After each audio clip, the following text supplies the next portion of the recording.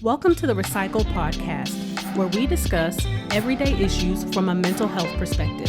We are your hosts, Dr. Rashonda Strickland, Dr. LaFanya Jones-Hines, and Dr. Nichelle Wall. Welcome back. It's supervision time.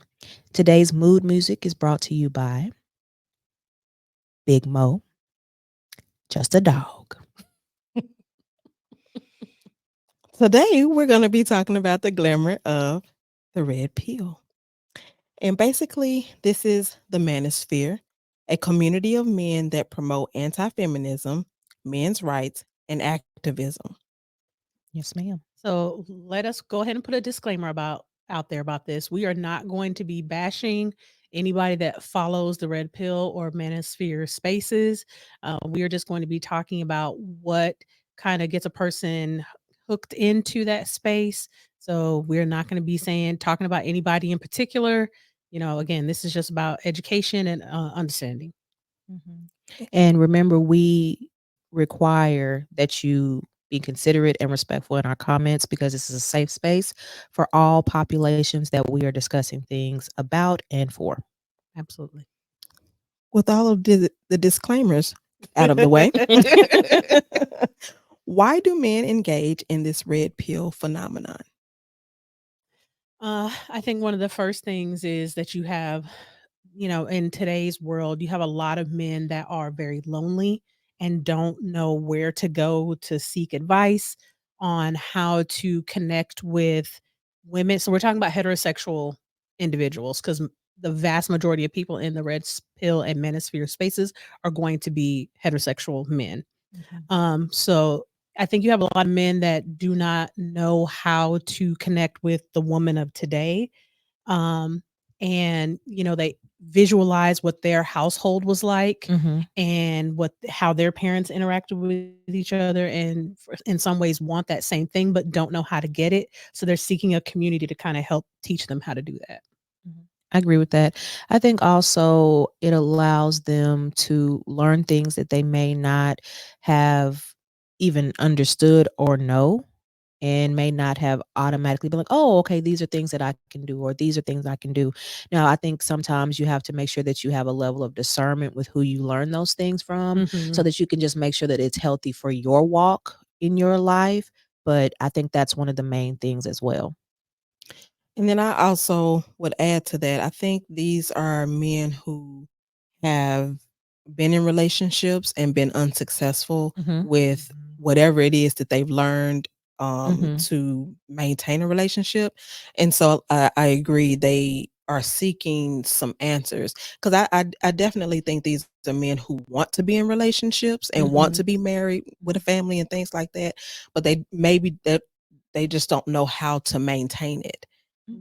Yeah, because getting and maintaining is two totally different things. Yeah. We all know that. Yeah. And I think one of the kind of pillars, I guess, of the red pill space is, this idea of having fun and learning how to kind of be young and do the sow your wild oats kind of thing. And then get that out of your system so that when you are ready to marry and have a family, that you now there's a lot of education that has to happen along that way, but that you're really in a space and you're ready to do that because you've been young. Now there's a different, kind of lane of the manosphere that's like, F all that, just be a player for life kind of deal. So there's of course like two tracks with that. But if we're talking about generally, get your stuff out of the way, learn what you need to learn, become a man so that when you take on a family, you know how to be the man of your family or the head of your household kind of deal.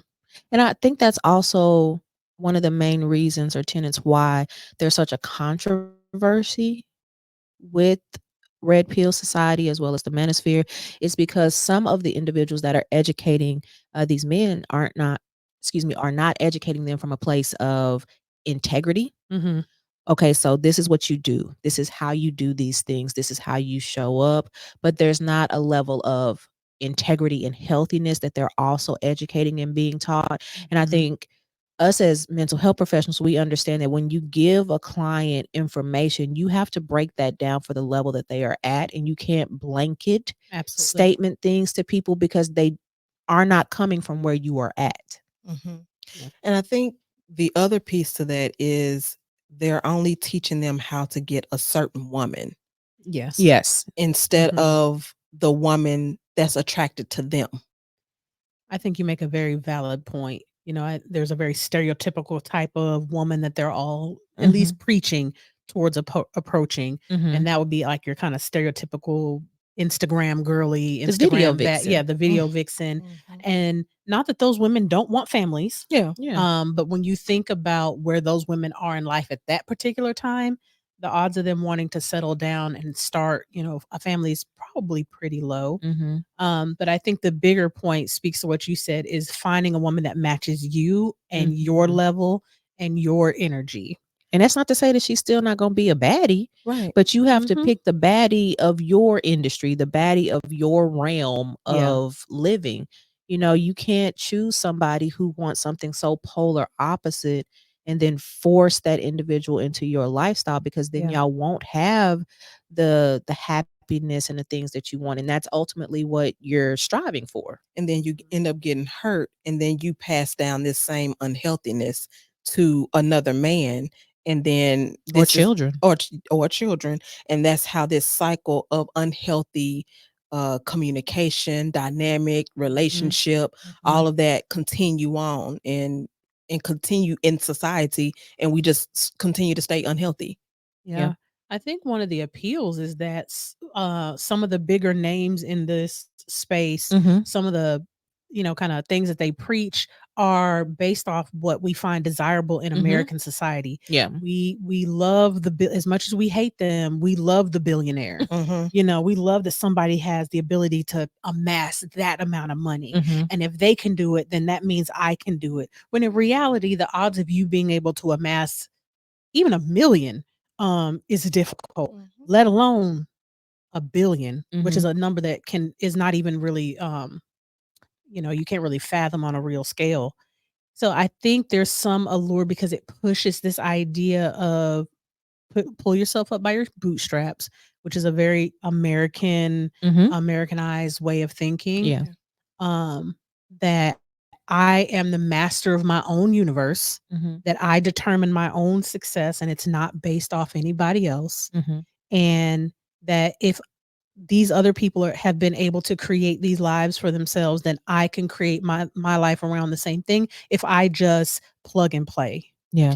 And I think people have to understand the lifestyle one you are supposed to have, the lifestyle you can also sustain, because everybody's not meant to be a billionaire or millionaire. Mhm. And if that's something that you continue to strive for, then you're going to always either one be pushing the goalpost forward, you're always going to be chasing something, Yeah. Mhm. and you're always going to be striving for something that may not be achievable for you. Yeah. And I think also for some of those individuals that are in that space, regardless of how they got there, talking about billionaires, millionaires, and like the male that is the ideal, I think you have to sometimes ask them, what did they have to give up? A Mhm. lot of times it is those relationships. A lot of Yeah. times, men have come back later and said how lonely that they actually are because they were so driven to get to that monetary goal, which there's absolutely nothing wrong with. But you have to say, if I choose this, okay, do I have to give up this or can I also have this? Like, what is the balance of all the things that you are desiring to have? Because you do have to have a very realistic plan Mhm. to obtain them and also not lose yourself in the process. What is the sacrifice? Yeah. Absolutely. And I think while, we talk about the idea of high value man, and we talked about that in previous sessions Mhm. as well. Mhm. I think some of this is you have to define what your value is. What is high value to you? Mhm. Because, like we've said before, high earner and high value are not one and the same. You Mhm. Mhm. can be a high earner and you're going to attract a certain type of individual, Mhm. especially if you're a new money. If you're an old money, then old money is likely going to attract It's a old little money. different. They Mhm. don't usually go with new money. But if you're a new money person, if you are flashy, you're going to attract a certain type of individual. Yeah. So you're going to be a high earner. But when we talk about high value, then that's based off a set of morals, principles, and behaviors that fall within a certain range for yourself. And that's going to vary from person to person, culture to culture. And you have to take that into account when you're thinking about partnering with somebody. Yeah. What I find high value is the woman that I'm pursuing. Does she find those same qualities to be high value? Yeah. Yeah, there's an importance in picking your person for your vision. And that is for men and women. I think a lot of times people have an image of what they think they should have and what society tells them that they should have in order to have the American dream or, wherever you are located. And they don't really sit down and take the time to count the cost of what that actually looks like for them and how that's going to affect their soul. Yeah. Because a lot of times, these things, like Dr. Jones was saying, it's not sustainable. Yeah. And you wake up one day, you're like, I don't even like you like that. I don't like this job. I don't want to take the responsibility of this house, these cars. Like it becomes a lot of stuff. Yeah. And if your stuff doesn't have value Yeah. and add value to you, it's kind of just like, okay, I'm just keeping up, no pun intended, with the Joneses. She a Jones-Hines now, so she ain't, it's not the same. I completely agree with Yeah. you. Material things, the old saying goes, you can't take it with you. So the things that get and purchase and collect while you're here on this earth are only going to be able to bring you so much joy. I had a client that I was talking to a while ago, and one of the things that he was saying was he had a goal of getting a certain amount of money and in his savings. And then once he reached it, he said after about 5 minutes, it was like, Oh wow. Yeah. he was like, okay, I What achieved else? it. And now, I spent all of these years trying to get to this goal and I got it and it didn't do the thing that I thought it was going to do. So now I'm kind of left with where do I go from here? Yeah. I think it's important anytime you're in a space like the Manosphere or whatever, red pill, pink pill, whatever pill, is that you realize you're not a monolith. There are multiple things that you have to be paying attention to feed you. Yeah. If you only focus on money. Yeah. Okay, what about your heart? What Yeah. about your Spirit. What about your body? And I know a lot of these things are discussed in different groups. It just depends on which, group you're a part of. Yeah. But it's important to realize it's a balance of these things that give you truly what you desire. Yeah, because I don't think that all of the philosophy of the red pill space is unhealthy. Of course, as with any group, like you Yeah. were saying, all groups have their extreme ends. Yeah. Yes. And all groups have their moderate ends. And then of course the other extreme. So I don't think that all of the messages within the red pill space are unhealthy. No. Now the way in which they talk about it could be very unhealthy, or damaging to it could be counterproductive, I mean, for the man, Yeah. right? The way in which some of the people in the red pill space suggest men go about achieving these things can be counterproductive Yeah. and like not help them achieve the goal that they're actually trying to achieve. Mm-hmm. But I don't think that all of the messages within the red pill space are unhealthy. I do Yeah. think it's great to encourage men to pursue physical health, because we know a lot of men, die alone. And after their spouse goes, they tend go to get quick. very sick and go very quickly. I don't think it's bad to encourage men to, get themselves financially stable. I think that is a great thing. You Yeah. should be able to take care of yourself. If you live on your own, Self-sufficient. the goal would be to be self-sufficient. Learn how to talk to people and have, healthy interactions and conversation. So, learning how to get your conversation game up.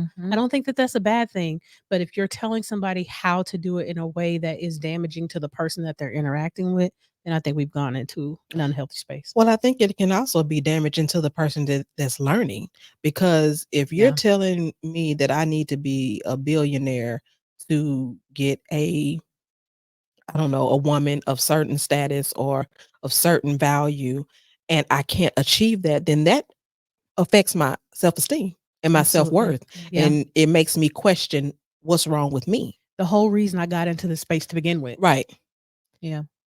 It can lead to a very deadly Mhm. situation, and you have to be very mindful, like I said earlier, of the things that you are teaching people. You know, if this is the only way to be accepted, this is the only way to be successful, to be healthy. Like, it goes back to what we talked about in several previous conversations last month of, you know, the entitlement, and this is how this has Mm. to be, and this is how this has to be. When we start thinking of that we are a monolith and we have to only one track for us to be a good this or a good that or great at this, Yeah. it leads to a lot of self-destruction. Yeah. Yeah. It's a Agreed. cover up. There's a lot of ego a lot of times that are in these spaces because they are trying to protect self in a way that actually is still harming self. Mhm. Yeah. Agree 100%. Mhm. So if I had any kind of major takeaway from this, what I would say is, you know, be mindful of the reason that you've entered into the manosphere or the red pill space. And like Dr. Wall was saying earlier, just be careful about who you follow in this space. Are they following on the extreme ends, or are they a little bit more moderate? And are they giving you realistic, actionable steps? And I would say know your limitations. If you know that you work for a company that their CEOs don't are not even billionaires, you're and that's where you are. That's your career. You know you're not going to be a billionaire. So Mhm. know your limitations. I would also say when you enter into this space, before you do that, have your own vision Mhm. of what that should look like. And then utilize these groups, these individuals, these spaces to further that vision instead of you taking on their vision for their life. It's okay to macro model yourself out of things, but once you start getting to a micro level, it can really mess you up and have you living someone else's life that's no longer fulfilling for you. Mhm. Agreed. All right. Y'all know we always end off with a quote. The first act of violence that patriarchy demands of males is not violence towards women. Instead, patriarchy demands of all males that they engage in acts of psychic self mutilation, that they kill off the emotional parts of themselves. Bell Hooks.